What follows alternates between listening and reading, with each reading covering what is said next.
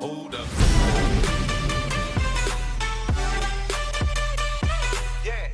Alright, ladies and gentlemen, welcome back to another episode of Top Price. And now you think like, what is this? I remember this. BMW M8 GTE? Wait, is this video old? Before you write something like this in the comments, no. Obviously this video is old, yeah, but it's not what this is about. But I found this beautiful gem here because I want to talk about something, which I just realized, well, probably, because I was a little bit sick over the last days.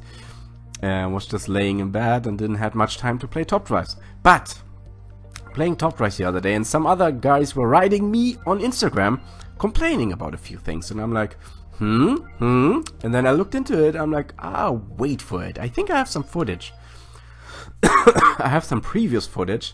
It is actually about the performance of a specific car. However, this car is kind of symbolic for a lot of other things, like the same problem all over again. So let's go now. Let's see if you figure it out. Looking at this right now, which car do I mean this? We got 5 cars here. Stop the video for a second, put it down below in the comment section, and let's see if you're right. But alright, there we go. SLS Roadster, 9.86 seconds, not too bad. There we have our Lamborghini. And he does it in 36.6 and 191. So, and yeah, it is about the Lamborghini. So why about that?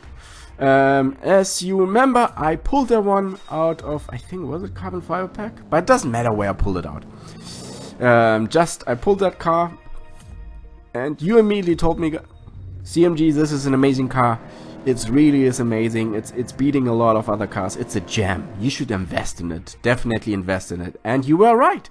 You were absolutely right.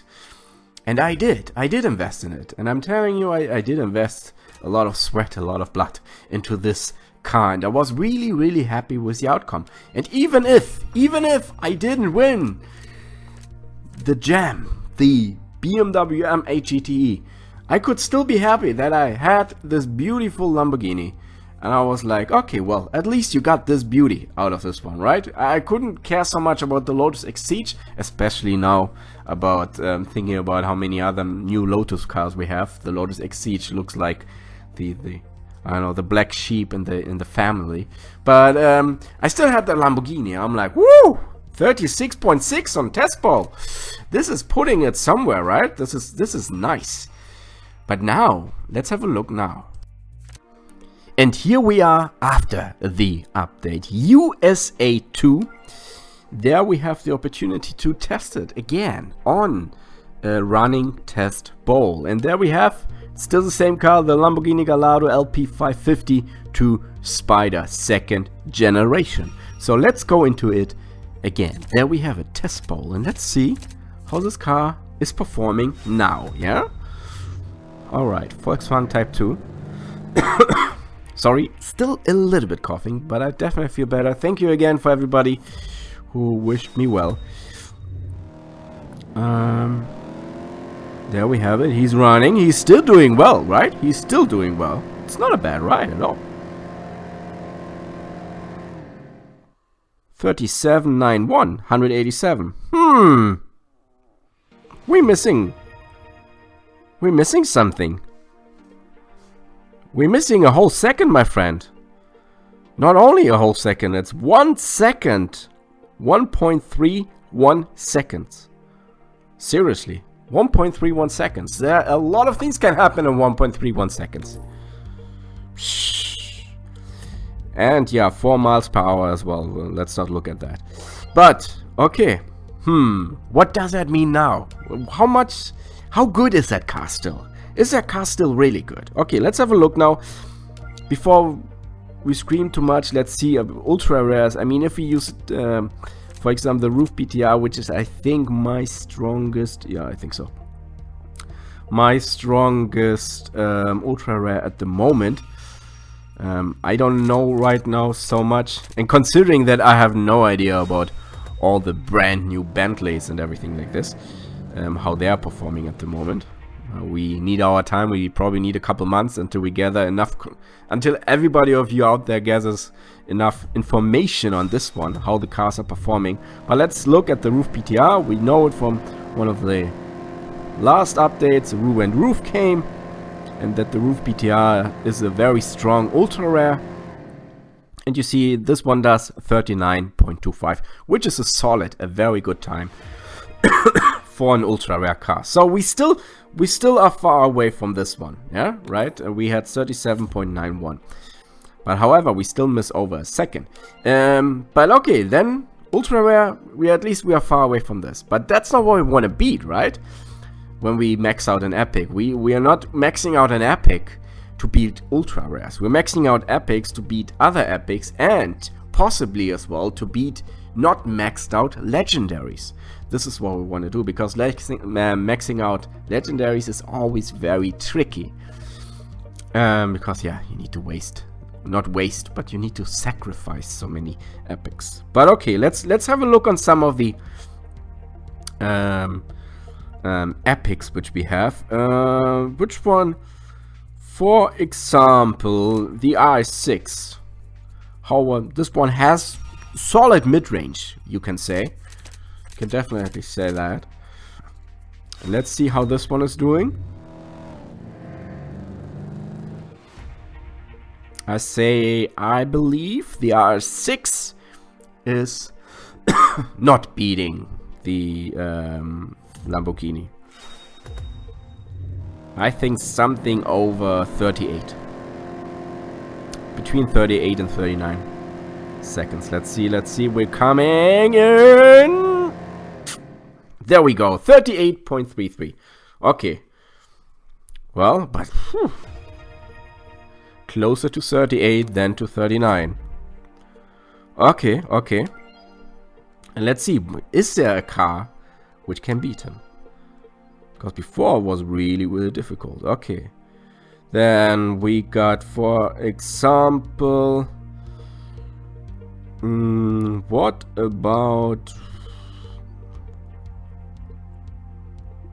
Renault? We know it's a mid-range monster.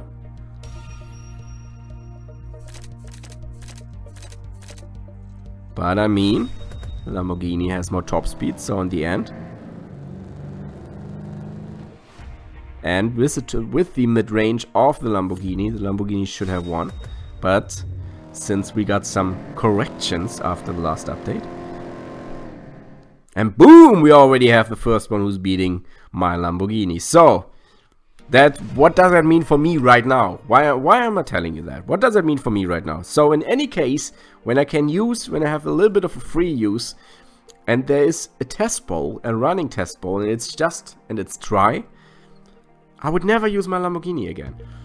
And if it's dry, and if it's a running fast circuit and stuff like this, why should I use a Lamborghini? The freaking Renault Sport Megane Trophy has 99 handling. There's no sense in me. There's no sense for me to use it. Before that, we had 36.6. Now, with like more than a second less, the Renault is beating us. And then let's see. Are there other cars which can beat now my Lamborghini? Because that, okay, which? Obviously, SLS Roadster was not able to beat him before. I remember that during the MAGT finals. Many people were telling me, because you told me, like, switch it. Try to use the Lamborghini against the SLS. And I'm like, really? And then I realized, oh, wow, I didn't know that. And let's see now.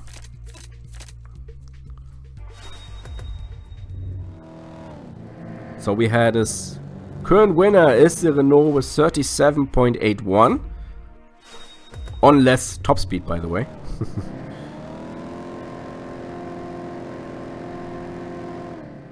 Boom! 37.25, 188 more top speed, lesser time as well. Not bad. So this one is beating my Lamborghini.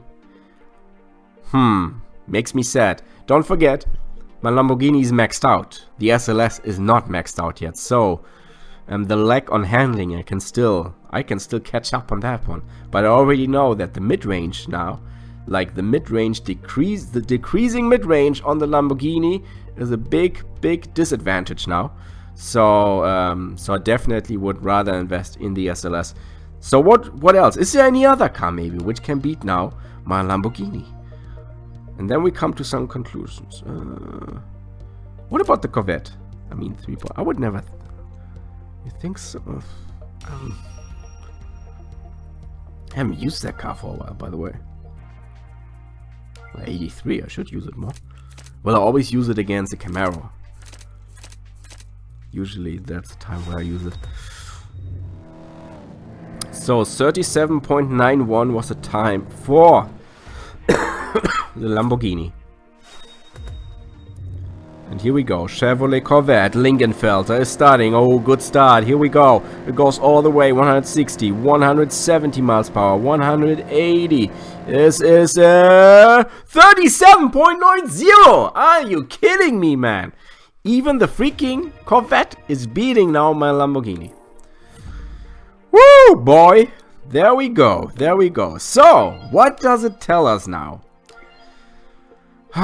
Never trust in cars again? Well, that could be one thing.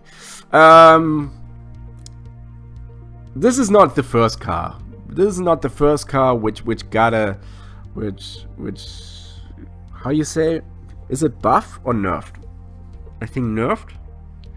Let me know down below in the comment section. You know probably, right? I think buff is when you go up and nerf is when you go down, or the other way around.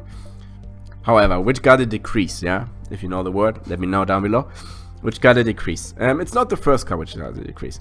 Obviously, you're very happy if you don't have this car, because now you couldn't care less. I mean, it's still a very good car. It's good to have a maxed out Lamborghini. Why not? Obviously. However, if you're maxing out a car for a specific reason, because you're like, okay, this car can kill it. This car is amazing. And you don't want to know. I put in this car, I put maxed out ultra rares, and not cars which I didn't use. No, like my Ford Escort Rally Spec, my third one, which was upgraded on 126 top speed, which was not the perfect upgrade, but a little bit later that would help me in another event. Would have helped me in another event, and I didn't have it anymore, and so I needed to kind of improvise. But I thought like, hey, yeah, if it's really pushing the needle in the right direction, then I will use that Gallardo and be like, boom! And I don't know, but this was the car I definitely remember, which was a good maxed out ultra rare, and I put other maxed out ultra rares in it. And you know, in every maxed out ultra rare, you had super rares putting in it. So it's kind of like it's adding up. It's adding up how much actual cash I put in this car. And this is a little bit annoying when you feel like, okay, you find cars and they have a certain advantage, and it's not cheating. It's cars have advantages. That's how life is. And then I don't know, then Hutch is adding another 300 cars and it's just putting your car down, and I'm like, oh man, this makes me really sad and mad. Seriously. Another like another car which is for me kind of in this direction is kind of like the Audi S8 Plus. I remember when I had the Audi S8 Plus, and I remember when it was not having 2.8, yeah, like I don't remember what was it, 3.1 or something like this. I had the Audi S8 Plus and I had the Audi RS6, and both of them were medium ground clearance, and I was really happy. And then they changed it. And they made the Audi RS6, they made it then low. Was it? Yeah, I mean low. Seriously, this car. It's a freaking, I know it's a sleeper car, but it's still a family car in some terms, for like some speedy families. But this is not a low ground clearance in all my terms. And then they made the Audi S8 Plus, and Audi S8 Plus is the only ground clearance with like medium, and I'm like, but they dropped the mid range on the S8 Plus like intensely. Wow. And since that, it's very tough for me to use this car. I really dropped using this car.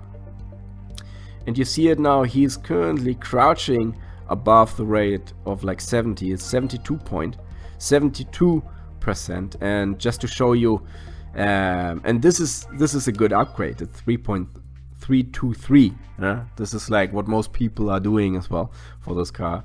While, for example, the Renault Sport Megane is as well like the most preferred upgrade, which is 233. And there you see, this is how an ultimate car in that direction should like, or in this category should perform, and that's 89.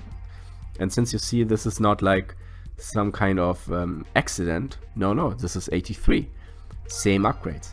And what I'm trying to say,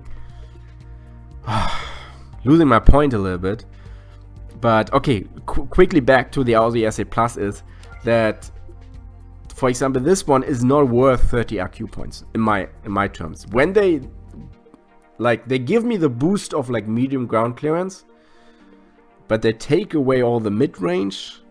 They give me a little bit of 0 to 60. This is not worth it anymore. It's not a 30 IQ car for me. And now back to the Lamborghini. So what I'm supposed to do with this car now is like at least make it 25. I don't know if this is... Yeah, I mean, it's still strong, but give me something out of this one. You just decrease it. I'm like, make it 25 or 24. Or I have a feature. I have a new feature I thought about. Why not having the possibility to dismantle a car? Meaning that you will get, let's say, I get 50 or 75% of all the cars I put into this car. Means I'm getting 75% of all the ultra rares I put into this car back. I mean, you know, that I'm not getting back everything. That's how a game works, you know. This is fair and stuff like this. I do realize that, and that is fine, absolutely fine. I do like that. But give me something back. It's like I would be happy to be like, I don't want this Lamborghini anymore. I'm now disappointed that my Corvette can beat that Lamborghini on test poll. This makes me sad. And so I would rather have back my ultra rares, or some of those ultra rares, because maxing out an ultra rare is even tough.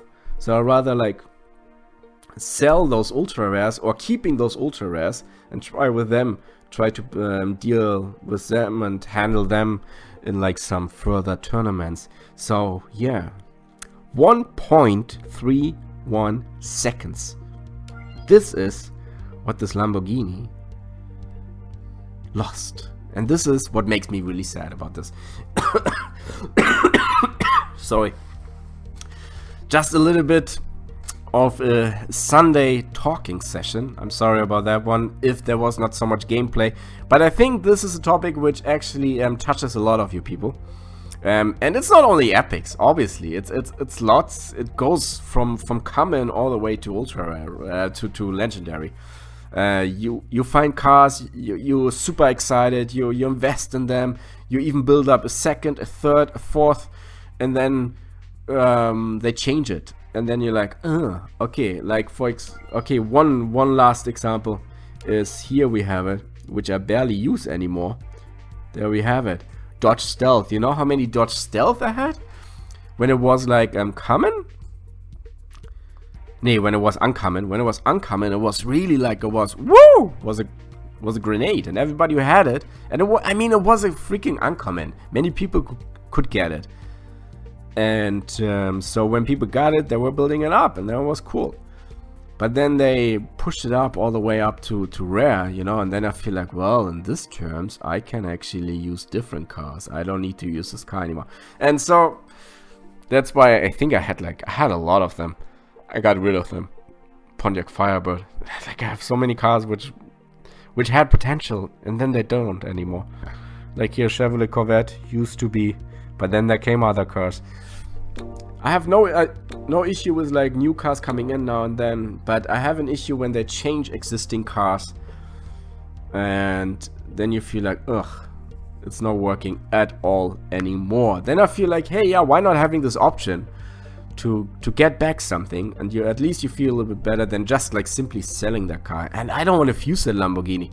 Seriously, this would be, I can't fuse a fully maxed out epic. This is not okay. This is against my standards. This doesn't work. Ladies and gentlemen, a lot of talking, a lot of thinking. Let me know down below what you're thinking about this, and what is your example, your experience, which you had where you thought like, seriously, I just invested in this car and now it's not worth a penny anymore. Wish you a pleasant day. That was